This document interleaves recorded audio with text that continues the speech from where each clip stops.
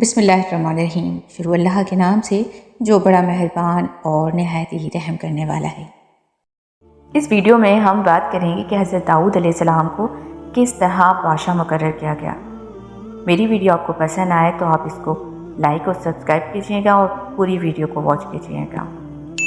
اس واقعے کا اجمالی بیان قرآن مجید کی سورہ بقرہ میں اس طرح ہے کہ حضرت داؤد علیہ السلام نے جالوت کو قتل کر دیا اور اللہ نے انہیں سلطنت اور حکمت عطا فرمائی اور انہیں جو چاہا سکھا دیا۔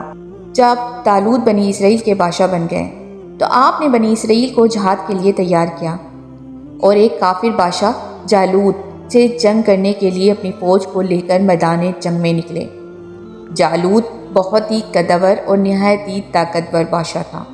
وہ اپنے سر پر لوہے کی جو ٹوپی پہنتا تھا اس کا وزن 300 تول تھا۔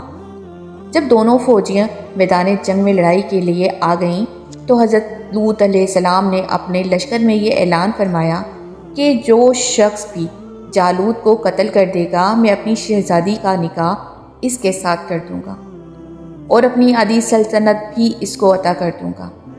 یہ فرمان شاہی سن کر حضرت داؤد علیہ السلام آگے بڑھے جو ابھی بہت ہی کم سن تھے۔ بیماری سے چہرہ بھی زرد ہو رہا تھا اور غربت و مفلسی کا یہ عالم تھا کہ بکریاں چرا چرا کر اس کی اجرت سے گزر بسر کرتے تھے۔ روایت ہے کہ جب حضرت داؤد علیہ السلام گھر سے جہاد کے لیے روانہ ہوئے تھے تو راستے میں ایک پتھر یہ بولا کہ حضرت داؤد مجھے اٹھا لیجئے کیونکہ میں حضرت موسیٰ علیہ السلام کا پتھر ہوں۔ پھر دوسرے پتھر نے آپ کو پکارا کہ اے حضرت داؤد مجھے اٹھا لیجئے کیونکہ میں حضرت ہارون علیہ السلام کا پتھر ہوں۔ پھر ایک تیسرے پتھر نے آپ کو پکارا اور عرض کیا اے حضرت داؤد مجھے اٹھا لیجئے کیونکہ میں جالوت کا قاتل ہوں۔ آپ نے ان تینوں پتھروں کو اٹھا کر اپنے جھولے میں رکھ لیا۔ جب جنگ شروع ہوئی تو حضرت داؤد علیہ السلام اپنے کوپن سے لے کر صفوں سے آگے بڑھے اور جب جالوت پر آپ کی نظر پڑی تو آپ نے ان تینوں پتھروں کو اپنا کوپن میں رکھ کر بسم اللہ پڑھ کر کوپن سے تینوں پتھروں کو جالوت کے اوپر پھینکا اور یہ تینوں پتھر جا کر جالوت کی ناک اور کھوپڑی پر لگے اور اس کے بھیجے کو پاش پاش کر کر سر کے پیچھے سے نکل کر 30 جالوتیوں کو لگے اور سب کے سب مقتول ہو کر گر پڑے۔ پھر حضرت داؤد علیہ السلام نے جالوت کی لاش کو گھسیٹے ہوئے لا کر اپنے بادشاہ حضرت طالوت کے قدموں میں ڈال دیا۔ اس پر حضرت طالوت اور بنی اسرائیل بہت خوش ہوئے۔ جالوت کے قتل ہو جانے سے اس کا لشکر بھاگ نکلا اور حضرت طالوت کی فتح مبین ہو گئی اور اپنے اعلان کے مطابق حضرت طالوت نے حضرت داؤد علیہ السلام کے ساتھ اپنی لڑکی کا نکاح کر دیا اور اپنی آدھی سلطنت کو ان کا سلطان بنا دیا۔ پھر پورے 40 برس کے بعد جب حضرت طالوت بادشاہ کا انتقال ہو گیا تو حضرت داؤد علیہ السلام پوری سلطنت کے بادشاہ بن گئے اور جب حضرت شمیل علیہ السلام کی وفات ہو گئی تو اللہ تعالیٰ نے حضرت داؤد علیہ السلام کو سلطنت کے ساتھ نبوت سے بھی سرفراز فرما دیا۔ آپ سے پہلے سلطنت اور نبوت دونوں اعزاز ایک ساتھ کسی کو بھی نہیں ملے تھے۔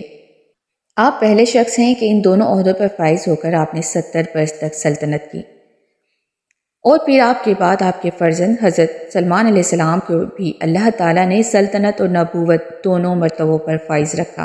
حضرت داؤد علیہ السلام ایک عظیم سلطنت کے بادشاہ تھے مگر وہ ساری عمر اپنے ہاتھ کی دستکاری کی کمائی سے اپنے گھر اور اپنا سامان حاصل کرتے تھے۔ اللہ تعالیٰ نے آپ کو یہ معجزہ عطا فرمایا تھا کہ آپ لوہے کو ہاتھ میں لیتے تو وہ موم کی طرح نرم ہو جایا کرتا تھا اور آپ اس سے ذرے بنایا کرتے اور ان کی فروخت کر کے اس رقم کو اپنا ذریعہ معاش بنایا تھے۔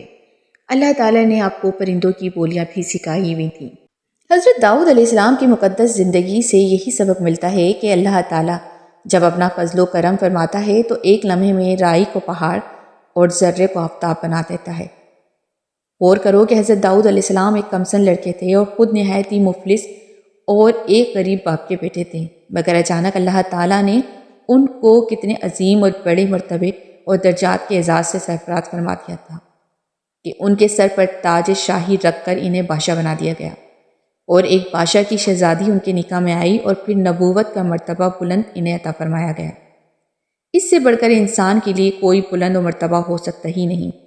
پھر اللہ تعالیٰ کی قدرت قاہرہ کا جلوہ دیکھ کر جالوت جیسے جابر اور طاقتور بادشاہ کا قتل حضرت داؤد علیہ السلام کو بنا دیا گیا، جو ایک کمسن لڑکے اور بیمار تھے، اور وہ بھی ان کے 3 پتھروں سے قتل ہوا۔